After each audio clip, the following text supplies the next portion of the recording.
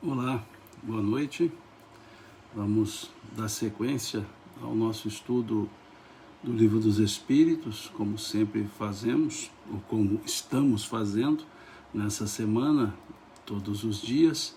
Então sejam todos bem-vindos, sejam todas bem-vindas, para que nós sigamos com esse nosso estudo do Livro dos Espíritos. Na live passada, nós conversamos sobre a perturbação espiritual dentro do capítulo do retorno do espírito à vida espiritual extinta à vida corporal. Então falamos da perturbação espiritual, falamos de três questões em especial, do livro aqui do tópico perturbação espiritual, e fizemos uma leitura do comentário que Kardec fez dessa questão, ou desse aspecto da perturbação espiritual. E hoje nós vamos começar aqui a conversa do capítulo 4, da pluralidade das existências, ou, em outras palavras, sobre a reencarnação. Então, é o nosso tópico de estudo da noite de hoje, né? Hoje, dia 26 de novembro. E essa semana nós estamos fazendo como disse alguém aqui nos comentários outro dia, um intensivão, né? A Xiomara está me lembrando da água. Xiomara, não estou com a água aqui do lado, acabei me esquecendo de pegar a minha caneca de água.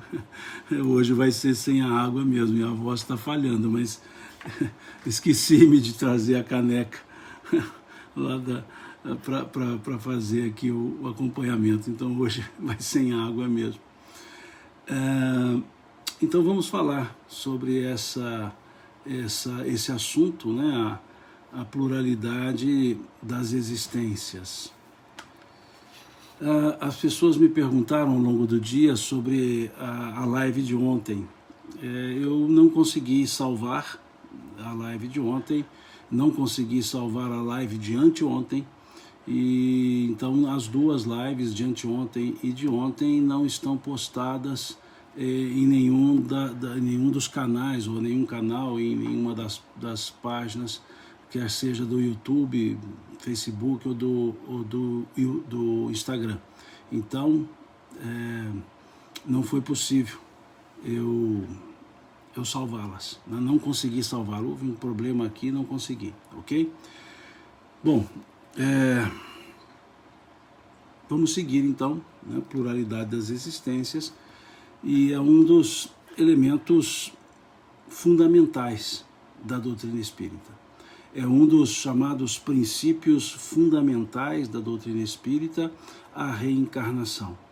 E nós veremos, ao longo do estudo, que de fato, sem a ideia reencarnacionista, não há uma forma de enxergar a justiça de Deus. Sem a ideia reencarnacionista, a ideia unicista, essa ideia unicista, ela não coaduna com a justiça de Deus. Ela não se associa a uma lógica da justiça de Deus. Sem a ideia reencarnacionista, nós perceberemos que a vida passaria a ter um curso de injustiça. Porque pensemos um ponto, porque há pessoas que sofrem, há pessoas que vivem na miséria, e há pessoas na abastança, há pessoas somente em momentos de alegria. E aí podem dizer, mas isso é fruto da própria pessoa, do seu esforço, do seu trabalho? Tá, mas e no caso dos nascimentos? E no caso de pessoas que já nascem com problemas de saúde seríssimos, pessoas que nascem em perfeita saúde, pessoas que nascem no meio da abastança, pessoas que nascem no meio da miséria e estão nascendo. Não é fruto de um esforço durante a vida material, da vida corporal. Ah, mas é porque Deus está testando. Bom, dois aspectos. Se Deus está testando, se ele é justo, por que ele não testa a todas as pessoas? Por quê? Por que ele não testa a todos? Porque ele é justo. Não, mas aquele que foi testado vai ganhar, entre aspas, o céu. Mas na teoria do céu, aquela pessoa que teve uma vida tranquila e foi bondosa também ganhará. Então não há equidade. E um outro aspecto, Deus não precisa testar as pessoas. Por que Deus não precisa testar as pessoas? Porque Deus é onisciente. O que é onisciente? Deus sabe tudo e o que vai acontecer. Então, como Deus testaria uma pessoa se ele sabe que ela sucumbiria ou não sucumbiria? Que teste é esse? Deus precisa testar sendo ele onisciente? Não, mas esse teste é para a própria pessoa. Então voltamos à questão inicial. Por que não todas as pessoas? Porque só algumas. Percebamos então que não há espaço para a justiça de Deus sem a ideia reencarnacionista. Não há espaço para a bondade de Deus sem a ideia reencarnacionista. Não há. Porque senão Deus seria injusto, Deus faria testes, e um ser onisciente precisa testar, e mais, Deus seria muito injusto. Por quê? Porque ele testaria alguém sabendo que esse alguém sucumbiria, e mesmo assim continuava testando. Vejam. Se Deus é onisciente, por que ele testaria alguém sabendo que esse alguém sucumbiria? E sabendo que esse alguém sucumbiria, ainda insistiria no teste para depois puni-lo? Ou seja, Deus sabe que a pessoa errará, testa sabendo que ela errará, e ela errando ele ainda a pune? Que justiça é essa? Que bondade é essa? Perceberam? Que não há um espaço para uma lógica da bondade de Deus por uma ideia puramente unicista, uma só vida, entre aspas, encarnação? E esse Deus estaria brincando? Brincando? Então, não é essa a lógica, não é essa a lógica de uma encarnação somente. Deus seria descuidado porque não percebeu que havia pessoas nascendo em situações difíceis e outras fáceis.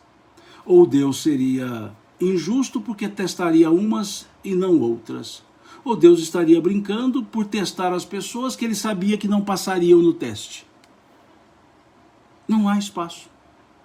Não há espaço para esse tipo de pensamento. Não há. Então é isso, por isso que um dos princípios fundamentais da doutrina espírita é justamente a pluralidade das existências, ou em outras palavras, a reencarnação. Não é uma invenção espírita. Muitos dizem, mas isso não foi o espiritismo que criou? E não foi mesmo. O espiritismo não pode criar aquilo que é a criação de Deus, aquilo que é da lei de Deus. Nós veremos quando olharmos a questão 171, por exemplo. O espiritismo não pode criar aquilo que é da natureza. Então o espiritismo não criou a reencarnação. O espiritismo não criou a mediunidade, a evolução. Isso é da natureza. O espiritismo estudou. Os espíritos trouxeram-nos ensinos que clarearam o entendimento sobre a ideia reencarnacionista. Só isso. Aprofundaram nesse estudo da reencarnação. Então, quando as pessoas tentam dizer, mas isso não é invenção espírita, não é mesmo. Não é mesmo. Né? É nesse sentido.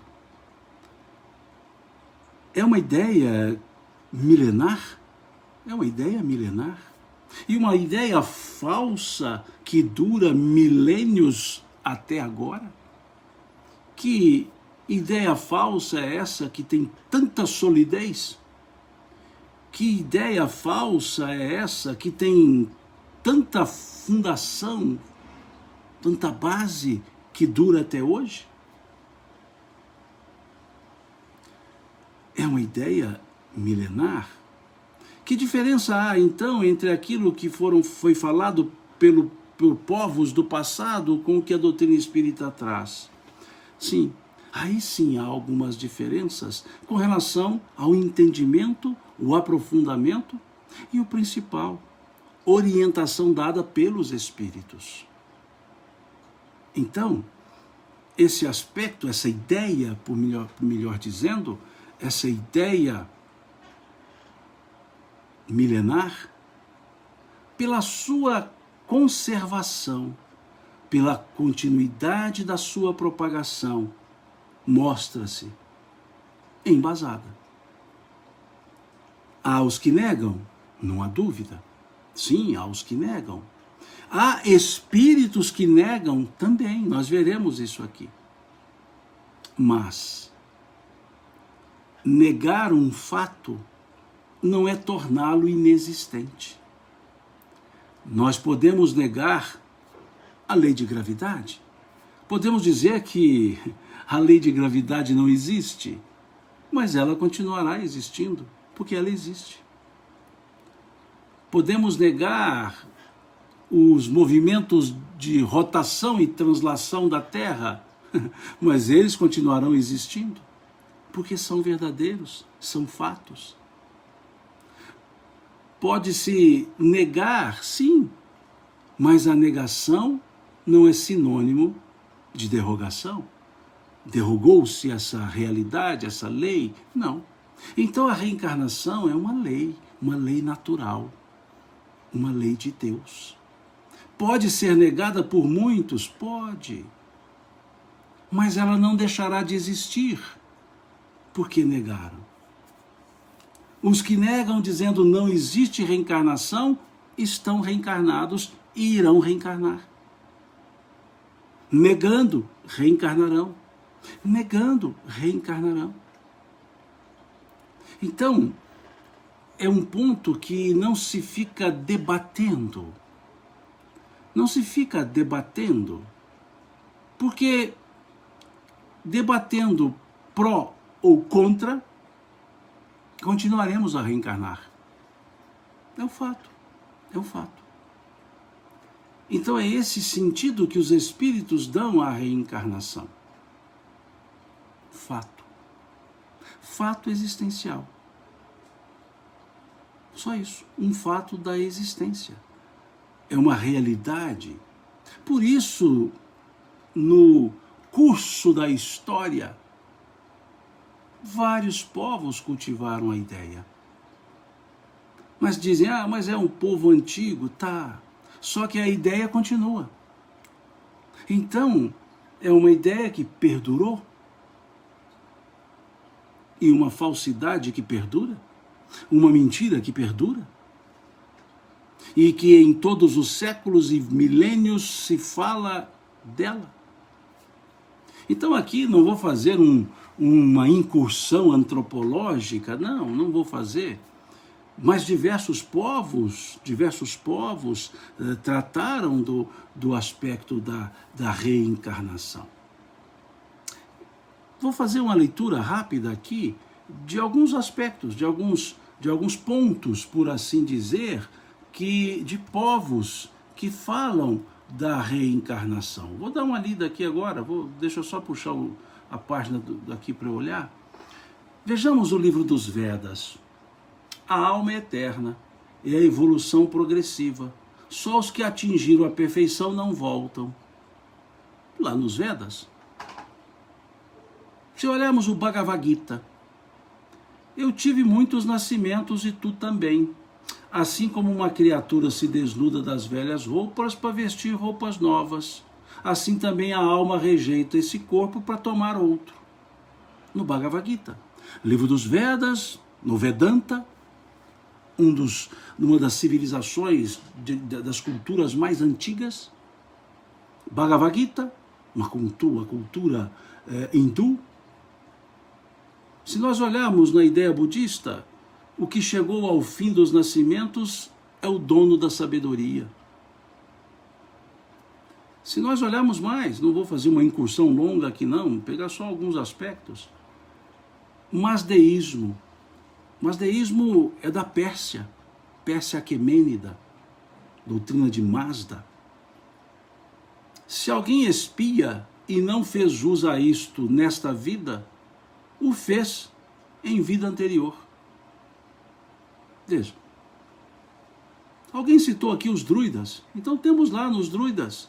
As almas não perecem, passam de um corpo para outro e se completam no infinito.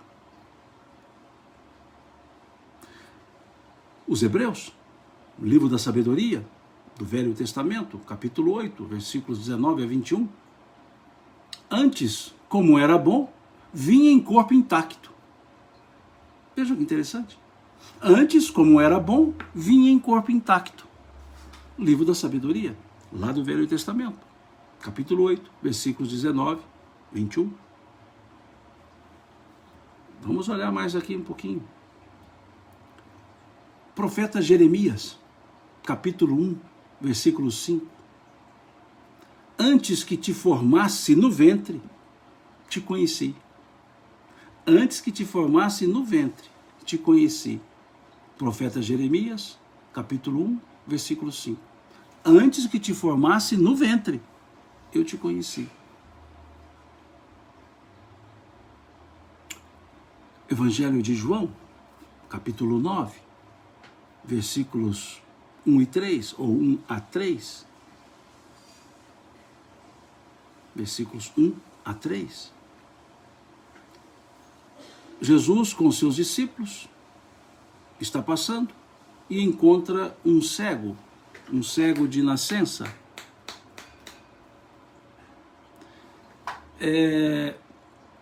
E os discípulos perguntam a Jesus: Senhor, quem pecou para que ele nascesse cego? Senhor, quem pecou para que ele nascesse cego? Foi ele ou foram seus pais? Olha a pergunta. Capítulo 9 do Evangelho de João. Senhor, quem pecou para que ele nascesse cego? Foi ele ou foram seus pais? A pergunta denota, foi ele? Denota que quem a fez referia-se à existência anterior. Porque como poderia ter sido ele se ele nasceu cego? Se a pergunta fosse por uma ideia unicista. Mas justamente por ser uma ideia pluralista, é que coube essa pergunta: quem pecou para que ele nascesse cego?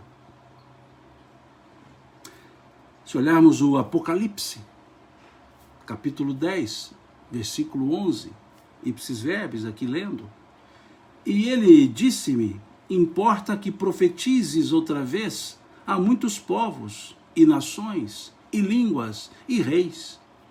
Profetize novamente. Quem estava profetizando ali? João. O Apocalipse é de João. João estava ali trazendo esse Apocalipse, trazendo a profecia. Mas João só profetizou uma vez. Por que então foi dito a ele, e ele me disse, importa que profetizes outra vez? Então quer dizer que o Apocalipse era uma segunda vez que João profetizava, mas ele só profetizou como João, o evangelista, uma vez.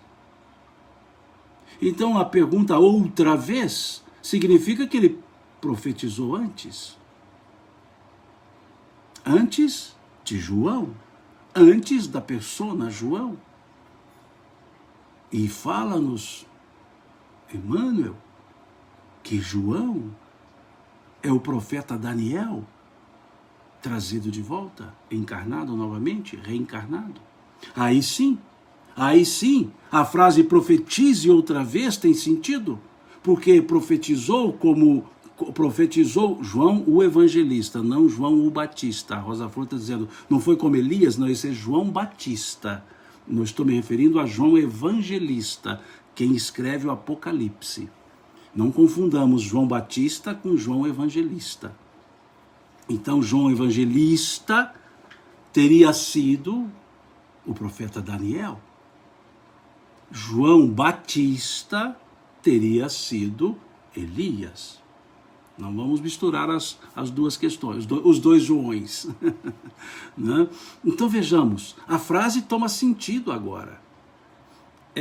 Importa, e ele me disse, importa que profetizes outra vez a muitos povos e nações e línguas e reis. Quem profetizou a muitos povos? Aos diversos povos, aos cananeus, aos filisteus, aos babilônicos, aos hebreus. Quem profetizou a reis? Nabucodonosor, rei da Babilônia. Profeta Daniel. Profeta Daniel. Então aí a frase toma sentido. E o interessante é que algumas traduções, em vez de descreverem importa que profetizes outra vez, eles substituíram a palavra outra vez pela palavra ainda. E quando colocam a palavra ainda, é para derrubar a ideia de uma segunda profecia. Então muitos colocaram em traduções do Novo Testamento, importa que profetizes ainda, do Apocalipse, ainda há muitos povos, nações. Só que o texto grego é profetizes outra vez, novamente. A Maria das Graças faz uma pergunta aqui interessante, que Jesus respondeu à pergunta do cego. Muito boa a sua pergunta, Maria das Graças. Porque Jesus ele responde dizendo o seguinte, aquela pergunta, Senhor, quem pecou para que ele nascesse cego? Foi ele ou foram seus pais? E Jesus respondeu, nem ele nem seus pais.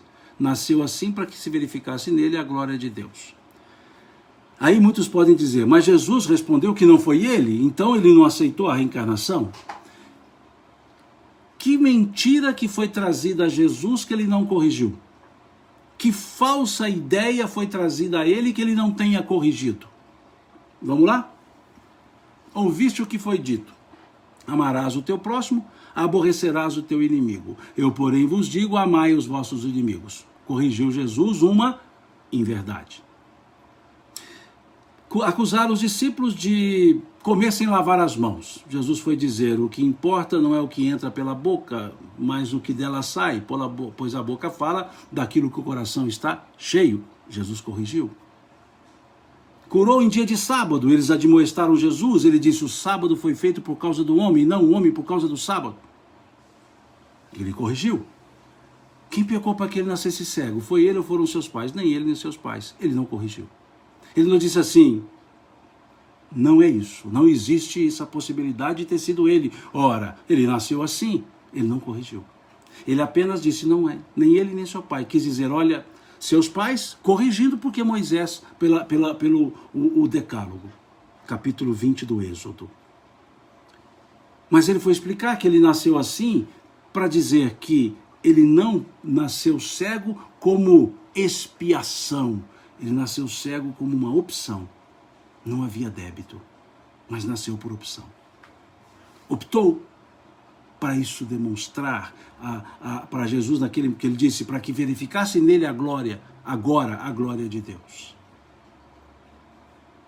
Então é esse o sentido que nós precisamos observar. Não é uma invenção espírita, não é. Não é uma invenção espírita, não é. Ponto.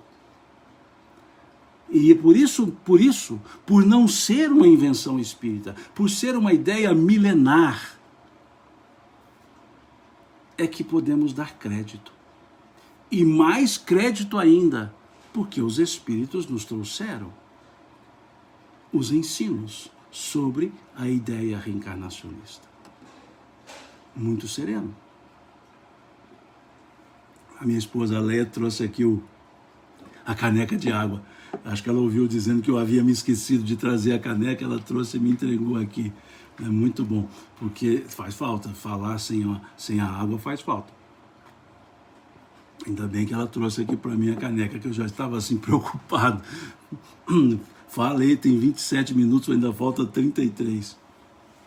Faltam 33, né? Bom, sigamos. Nesse sentido, então, esse capítulo 4, que começa na questão 166, vai falar sobre a reencarnação, a justiça da reencarnação, a encarnação nos diferentes mundos, a transmigração progressiva,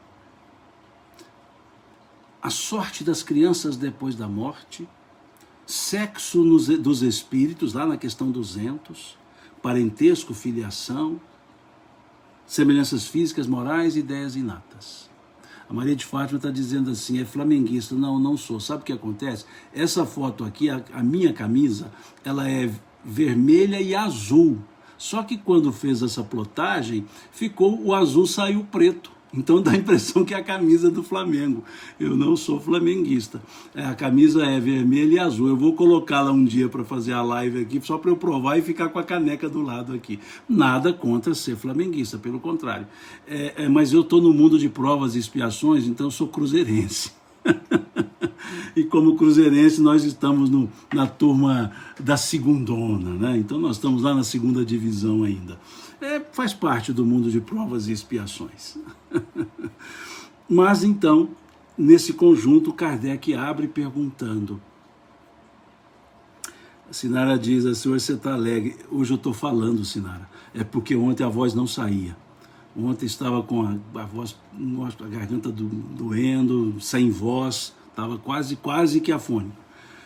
Hoje ainda estou um pouquinho rouco, mas pelo menos está saindo, né? E para falar estava difícil, estava doendo, então ficava mais difícil um pouco. Bom, a questão 166. A questão 166. Como pode a alma que não alcançou a perfeição durante a vida corporal acabar de depurar-se? Essa pergunta é uma pergunta muito, mas muito interessante. Porque ela parte de um pressuposto, e um pressuposto muito forte, a evolução. Por que ela parte do pressuposto da evolução? Por causa do finalzinho da pergunta. Acabar de depurar-se. Porque pela teoria unicista, ou seja, que só se nasce uma vez, que não se reencarna, pela teoria unicista, a alma morre, ela tem dois destinos. Criaram um terceiro, mas não é bem destino, é uma etapa, né? Pela teoria. Criaram um destino chamado céu, criaram um destino chamado inferno. Pela teoria unicista. Nasce, não conseguiu ser bom aqui na Terra, morre e tem dois destinos. Não conseguiu ser bom, vai para o inferno. Conseguiu ser bom, vai para o céu. E acabou. O que não conseguiu ser bom, perdeu o bonde, perdeu o tempo. Perdeu o tempo. Porque depois da morte não se conserta mais, pela teoria unicista. Aí criaram um elemento transitório, teológico, puramente teológico, que é o purgatório, que é um estágio. Depois dali ele escolhe de novo, ou vai para o céu ou vai para o inferno. Ou seja, se não deu certo, vai para o inferno do mesmo jeito. Se deu certo, vai para o céu. Mas vejam, só tem dois destinos. E esses dois destinos a bondade da terra determina o céu. A maldade da terra determina o inferno, e esses dois elementos são para sempre. Então, uma alma que na Terra não evoluiu, nunca mais evoluirá. Por quê? Não há evolução, só há vida material, por essa teoria unicista. Por isso é que o final da pergunta, acabar de depurar-se, parte do princípio da evolução. Acabar de depurar, ou seja, não deu tempo de depurar aqui e a alma é imortal, a boa lógica diz que tem que ter um jeito de continuar depurando-se. Porque como? Qual a lógica? Qual a lógica de se criar uma alma imortal para um período de poucos anos, 80, 60, 100 anos que seja, da vida material, esse pouquinho de tempo determinar todo o destino da imortalidade? Ou seja, a maior parte da imortalidade na teoria unicista, a maior parte da imortalidade se dá no céu ou no inferno. E quem vai determinar o céu ou o inferno são 80 anos, em média, 70, 100, da vida material. Ou seja, como que 80 anos determinarão a imortalidade? Não é lógico, não tem como. Então, quando pergunta aqui, acaba de depurar-se, a pergunta está dizendo que parte do pressuposto que a evolução é contínua, que ela continua. Voltemos à pergunta: como pode a alma que não alcançou a perfeição durante a vida orgânica, a vida corporal, desculpe-me, acabar de depurar-se? Então a pergunta está partindo desse pressuposto: olha, vai acabar de depurar-se. Não tem lógica ser criado imortalmente e não ter a imortalidade para se depurar? Para que serve a imortalidade? Para uma pena eterna por causa de alguns anos de erro? A pena é maior do que o delito? Se até a lei humana trabalha com a proporcionalidade da pena, com a dosimetria da pena, e numa visão celeste, numa visão de Deus, isso não seria? Então, a pergunta ela elabora-se calçada na lógica da evolução. E olhemos a resposta. Vamos ver a pergunta: como pode a alma que não alcançou a perfeição durante a vida corporal acabar de depurar-se? Olha que resposta mais serena. Sofrendo a prova de uma nova existência, ou seja, passando por uma prova de uma nova existência. Olha que resposta do tipo: nascendo de novo. Pronto. Uma pergunta tão bem elaborada, tão bem estruturada, tão bem fundamentada, vem uma resposta serena. Sofrendo aqui não é do verbo sofrer, penar, sofrer no sentido de passar por, né? Sofrendo a prova de uma nova existência. Ponto. Simples. Sofrendo a prova de uma nova existência. Então, como que se evolui? Como que se depura? Sofrendo a prova de uma nova existência.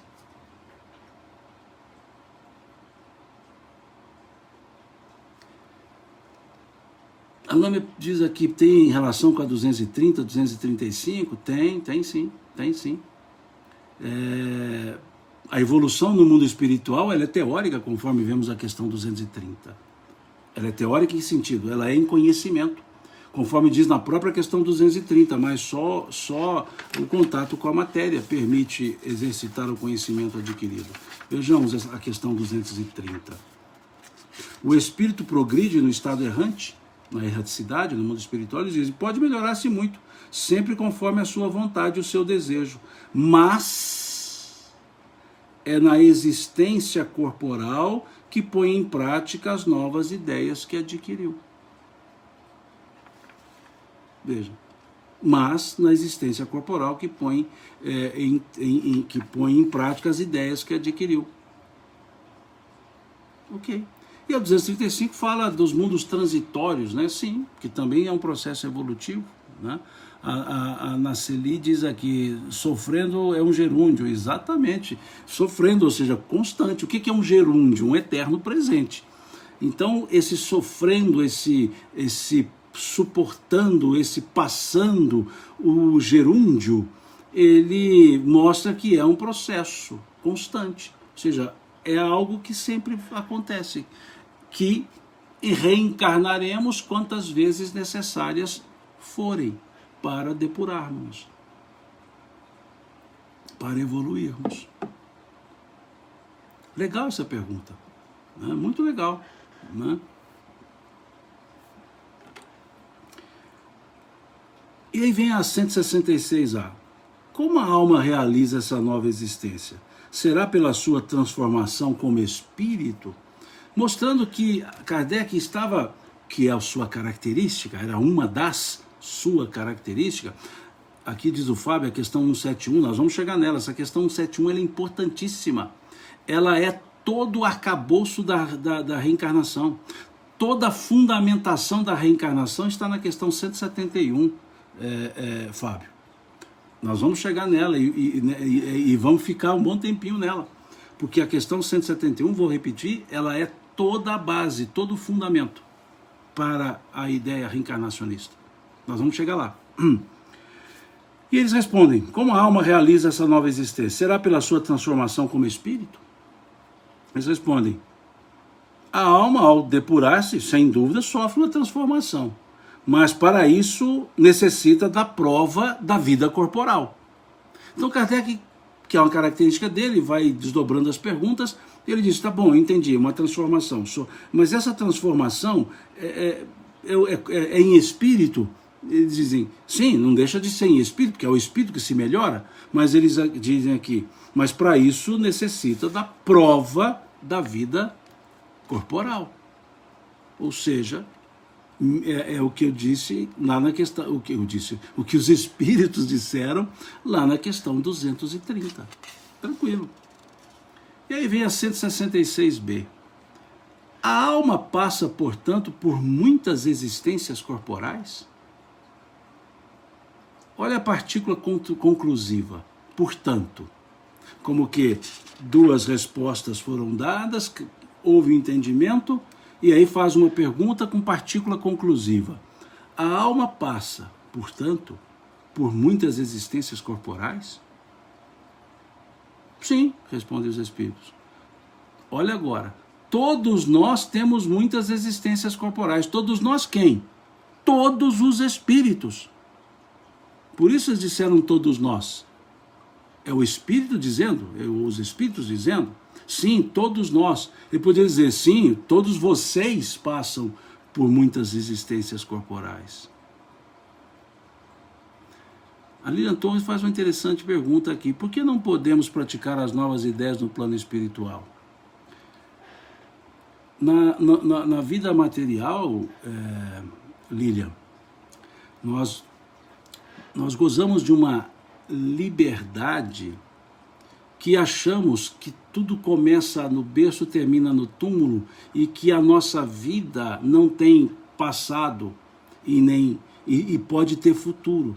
E não tendo passado, a lembrança, eu terei como que uma ação livre e não uma ação vinculada. Porque se eu encarnasse e me lembrasse das encarnações anteriores e tudo mais, eu não agiria como se tivesse liberdade. Eu diria, não, eu sei que eu errei lá, eu cometi esse erro, então eu tenho que seguir essa lógica aqui, eu vou obedecer. Mas como eu acho que não, como eu acho que porque eu não me lembro, então eu passo a ter como que uma vida autônoma.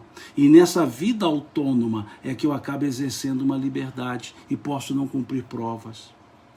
Há sentimentos que nós só temos aqui na Terra, pelo esquecimento, inclusive. Esquecimento das encarnações anteriores, do plano espiritual.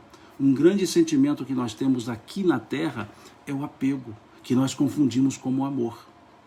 Aqui na Terra, um corpo procede de um corpo.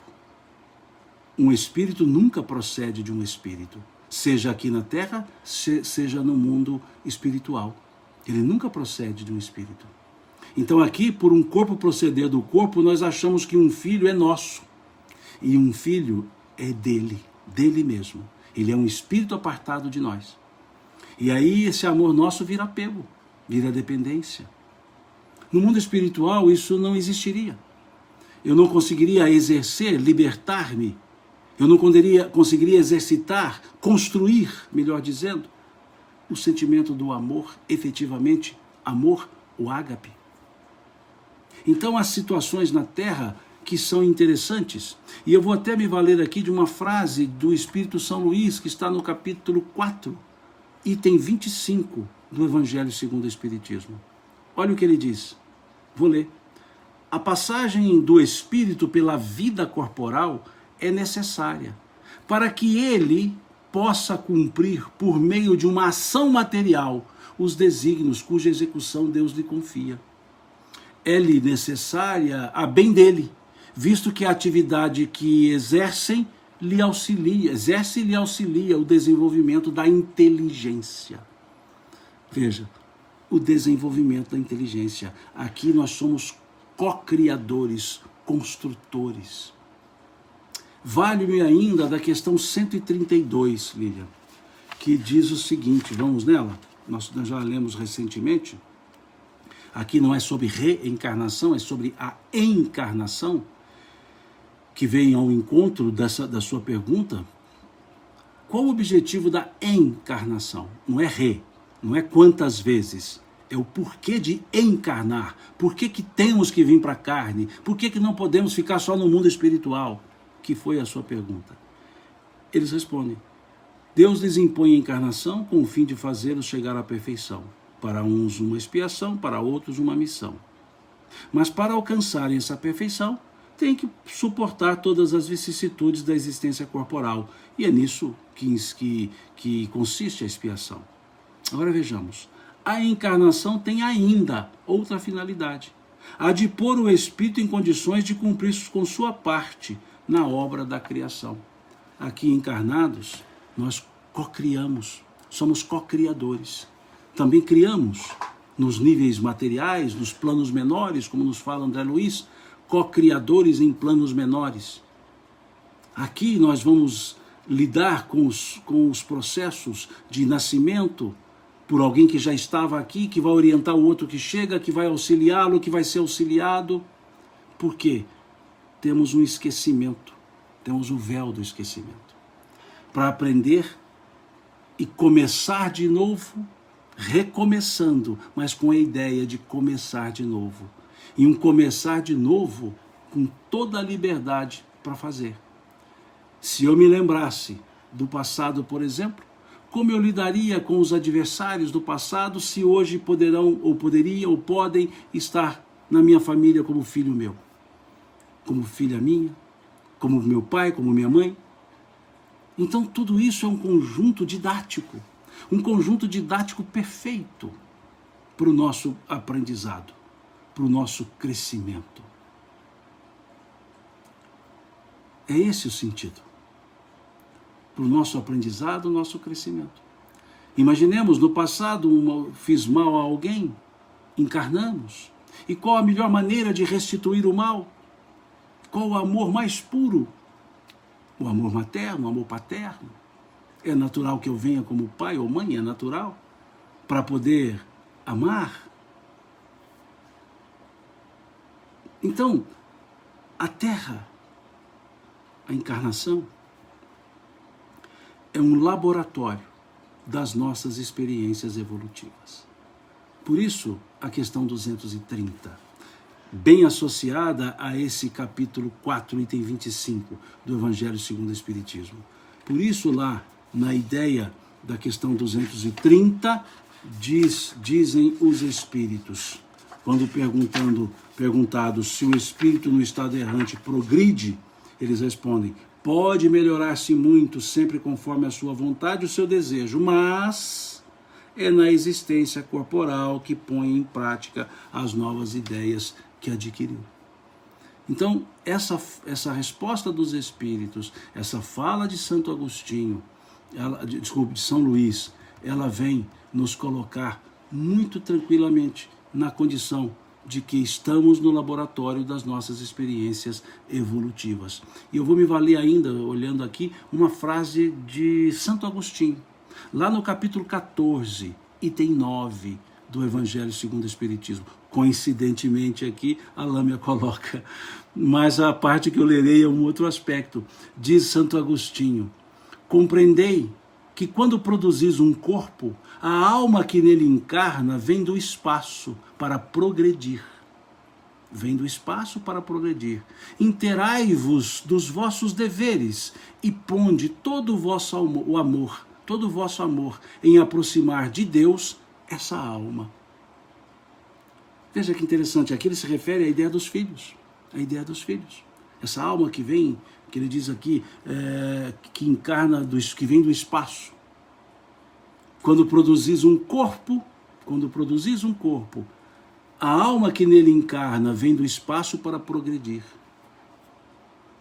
E posso ainda me valer de uma frase do espírito Dona Teresa de Brito, pela psicografia de Raul Teixeira, no livro Vereda Familiar. Dona Teresa de Brito, ela diz assim: quando Deus vos confia uma alma que vem do invisível para os sagrados compromissos do lar, é porque Ele sabe que no meio em que viveis, com os recursos parcos ou fartos de que dispondes, tereis condições de bem educá-la para a vida. Olha que frase belíssima de Dona Teresa de Brito, o Espírito, pela psicografia de Raul Teixeira, lá no livro Vereda Familiar. Quando Deus vos confia uma alma que vem do invisível para os sagrados compromissos do lar, é porque Ele sabe que no meio em que viveis, com os recursos fartos ou parcos que dispondes, tereis condições de bem orientá-la para a vida. É esse o porquê de estarmos na Terra. E quantas vezes necessárias forem para que desenvolvamos esse aprendizado.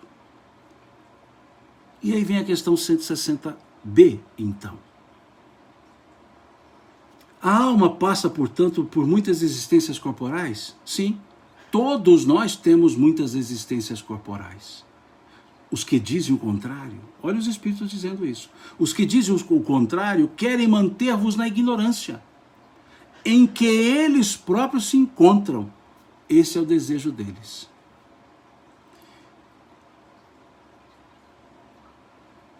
Então, com essa resposta, os espíritos dizem: é assim, todos nós temos que reencarnar.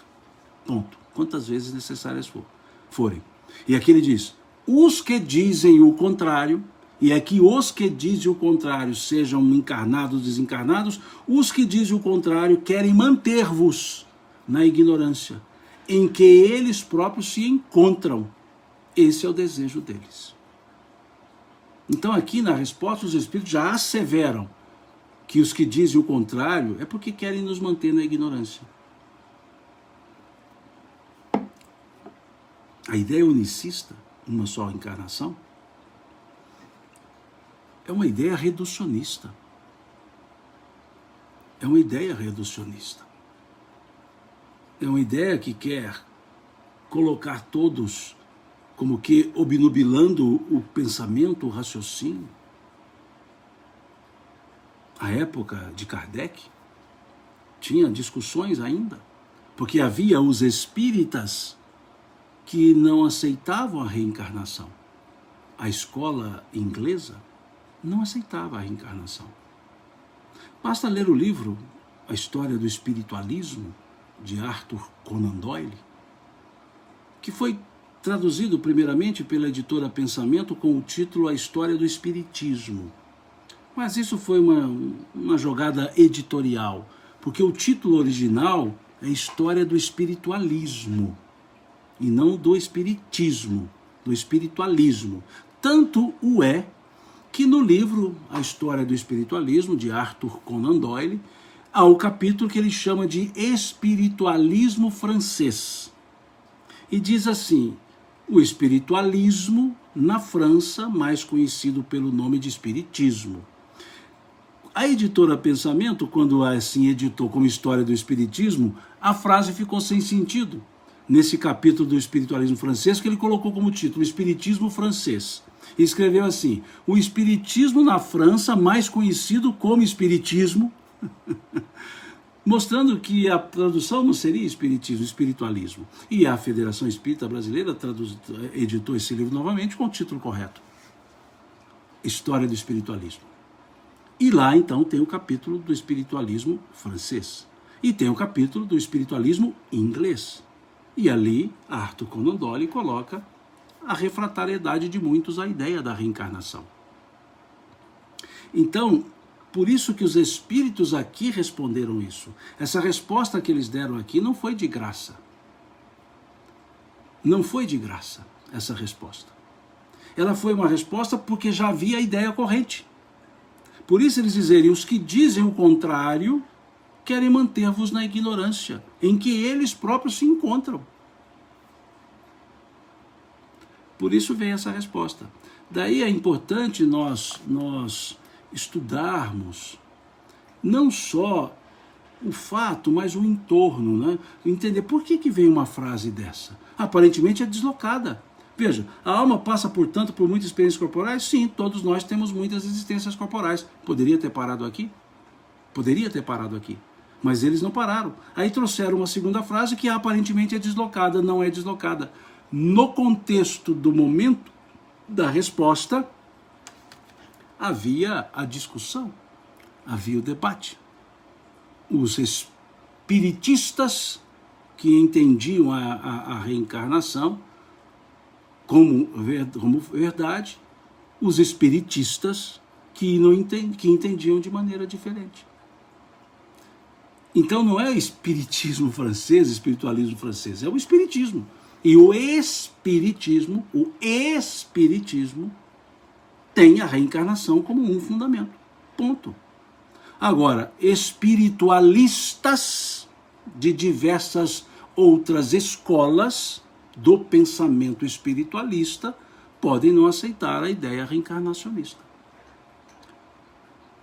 Aqui pergunta, é um livro do Arthur, a Elise? Sim, Arthur Conan Doyle. Arthur Conan Doyle foi o autor da ficção chamada Sherlock Holmes. Né? A novela, porque ele escreveu uma novela, né? Não foi um livro Sherlock Holmes, uma novela Sherlock Holmes, que é uma ficção, óbvio. Então é o mesmo autor, é o literato inglês, né? Arthur Conan Doyle, que era um espiritualista com até um viés mais para o espiritismo como pessoa, que estudou profundamente a realidade espiritual, as ideias espirituais, e escreveu esse livro, que eu sugiro a leitura. Muito interessante o livro, para quem quer buscar a história correlata, a história do espiritualismo, do autor Arthur Conan Doyle. Então havia essas discussões, por isso essa frase aqui dos espíritos. Aí sim a gente entende o porquê da resposta com essas duas frases, esses dois contextos. Respondendo à pergunta propriamente dita, sim, todos temos várias existências, e trabalhando com aquela celeuma corrente à época. Os que dizem o contrário querem manter-vos na ignorância em que eles próprios se encontram. Então seria incongruente um espírita não abarcar, aceitar, trabalhar, conscientizar-se da ideia da reencarnação. Seria um contrassenso. Ok? Ficou entendido. E aí vem a questão 167, que pergunta: qual a finalidade da reencarnação? Vejamos, a questão 132, ou na questão 132, perguntou-se qual a finalidade da encarnação. Encarnação. O ato encarnatório. Na questão 167, qual a finalidade da reencarnação?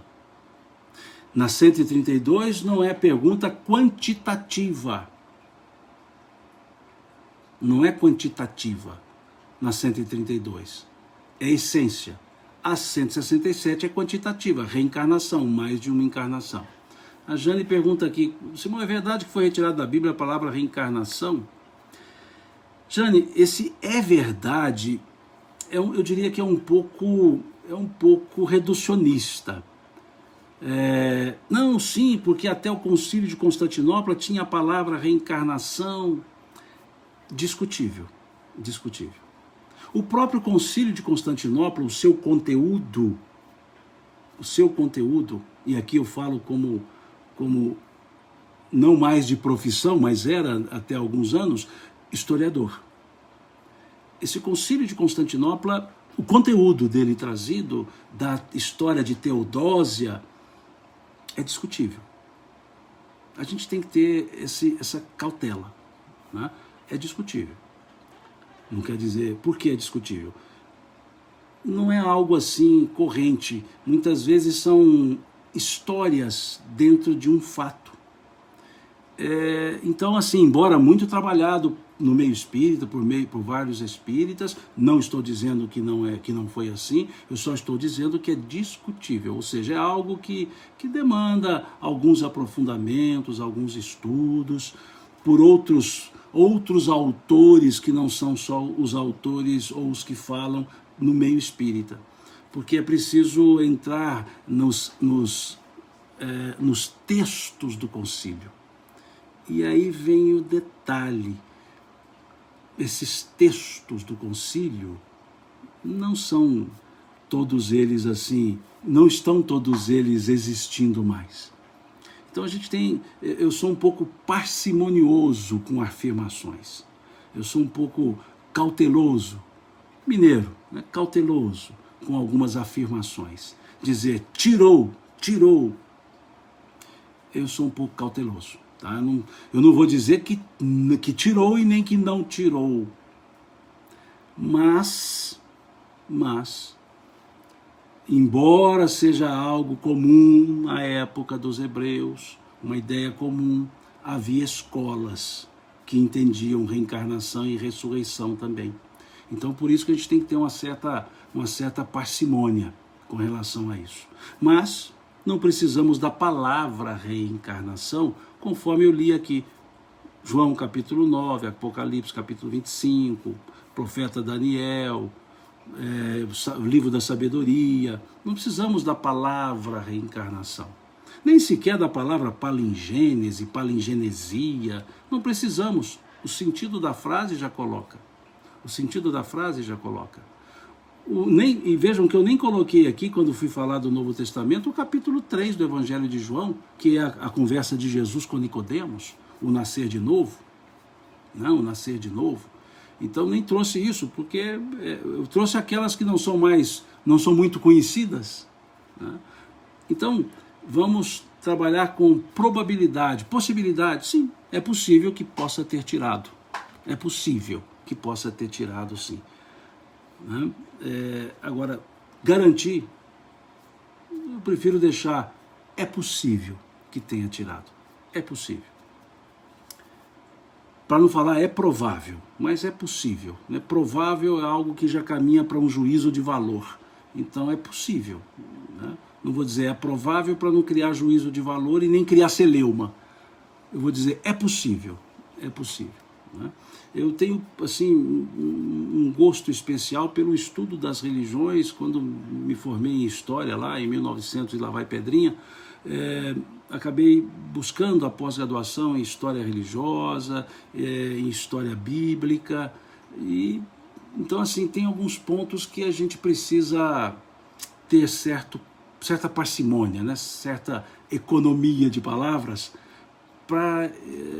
porque não são pontos convergentes, pontos de consenso, são pontos que podem gerar dissenso, né?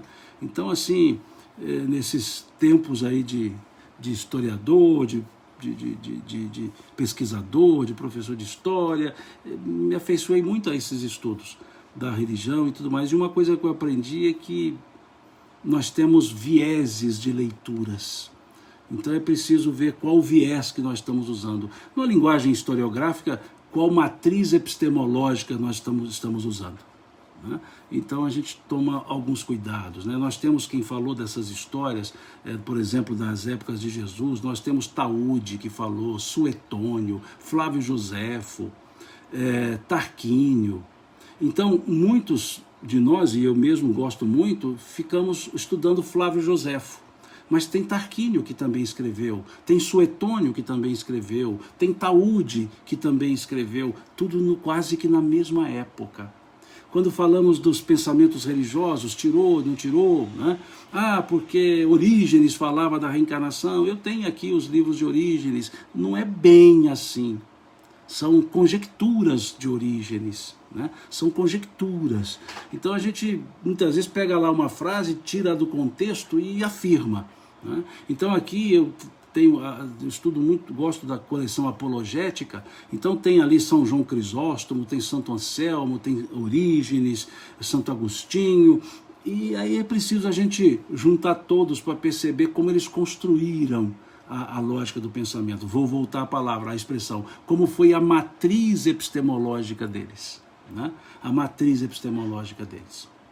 Então é por isso que a gente tem que ter um pouco de cuidado, né? Eu falo que em historiografia a gente tem verdades sendo renovadas quase que todo século, né? Nós temos até as escolas, né? As escolas do pensamento histórico, né?